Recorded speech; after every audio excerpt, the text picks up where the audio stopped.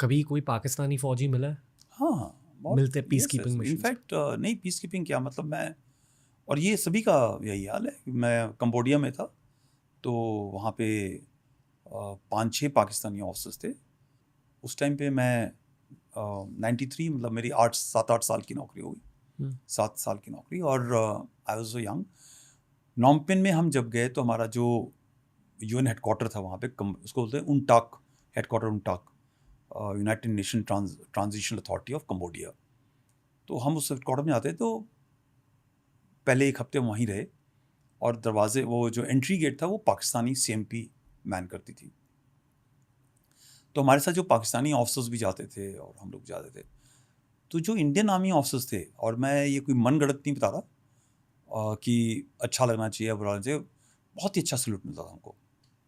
Right, मैं तब LC पे रह चुका था, तब तक मैंने तंगधार में नौकरी करी हुई थी, और पाकिस्तान के साथ काफ़ी फायरिंग वगैरह होता था हमारा। तो एक, I should see them as an enemy this thing, but वो एक रिस्पेक्ट, 2 दिन हुआ, 3 दिन हुआ, तो हम 2-3 ऑफिसर्स थे जो साथ गए थे वहाँ पे, और हमको उसके बाद में अलग अलग जाना था।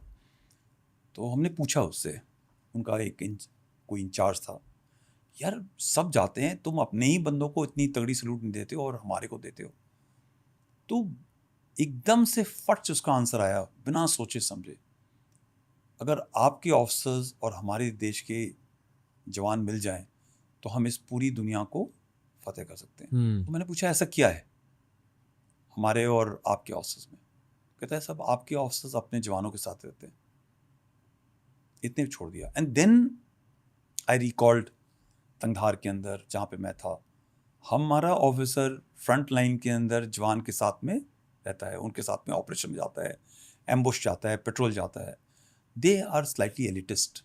हायरार्की नहीं, एलिटिस्ट। हायरार्की तो फिर भी, हायरार्की तो हमारा भी है।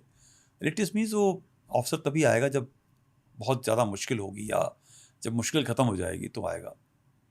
सो I don't think they used to fear them, but respect may not be.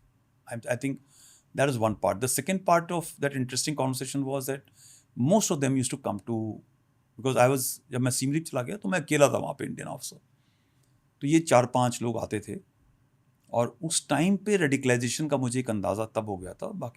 बाकी सारे जो यंग ऑफिसर्स थे, वेरी मॉडर्न, वेरी हैप्पी को लकी, और आके बातचीत करनी, सब कुछ करना।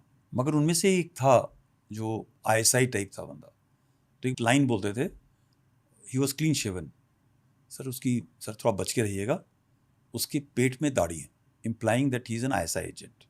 राइट, तो कॉन्वर्सेशन हो रही है, तो कई चीज़ें होती हैं, बात कहता है थोड़ा सा आप संभल के रहिएगा, उसके सामने मत बोलिएगा कुछ भी। और उसके सामने नहीं मत बोलिएगा, मतलब नॉट अबाउट, मैं तो अपने देश के बारे में नहीं बोलूँगा, ठीक है, हमारे रिलेशनशिप के बारे में मत बोलिएगा वरना हम मारे जाएंगे। And 3-4 of them all pointed to that chap. So there was एक थोड़ा डिस्टिंक्शन भी था उनके बीच में, कौन हार्डकोर है, कौन रेडिकल है, और so that is one thing. ISI agents are more extreme in terms of thinking. Maybe, see intelligence agencies का काम करने का तरीका अलग होता है। हर जगह पर लोग उनको, बिकॉज लोगों को ये लगता है ना उनके ऊपर भी नज़र रखी जा रही है, हमारे पैसों लेने आएंगे खबर, बट आपके ऊपर भी नज़र रखी जाती है, जायज़ है। आई गेस काम, इंटेलिजेंसीज का काम अच्छा काम नहीं होता, बहुत टफ काम होता है। जब आप दूसरे देशों के फौजी से मिलते हो, what are the conversations like? Similarities क्या है और फ़र्क क्या है between Indian military and other militaries? मैं अपना बता सकता हूँ कि हर किस्म की मिलिट्री के अगले अगले अपने अपने चैलेंजेस होते हैं। तो एज एन ऑफिसर मेरे जो कन्वर्सेशन ये होता है उनके साथ में कि उनकी जियो पॉलिटिकल, जियो स्ट्रेटेजिक, उनकी मिलिट्री की कंपल्शंस ऑपरेशंस के क्या हैं, उनकी गवर्नमेंटल कंट्रोल्स कितने हैं। अब हम तो सबसे मिलते हैं, कोई गल्फ़ की कंट्रीज़ के हैं, वेस्ट एशिया के हैं, कोई नॉर्थ साउथ ईस्ट एशिया की कंट्रीज़ हैं, तो इतनी नॉलेज होती है कि वहाँ पे तकरीबन किस हिसाब की गवर्नमेंट सिस्टम है, ठीक है।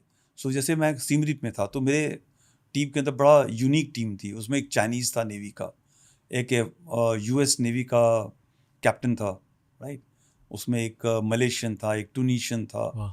सो it is a fair mix of people हर जगह का। और हर जगह की आर्मी, नेवी, एयरफोर्स की काम करने का तरीका कुछ अलग है, बट कई चीज़ें कॉमन है।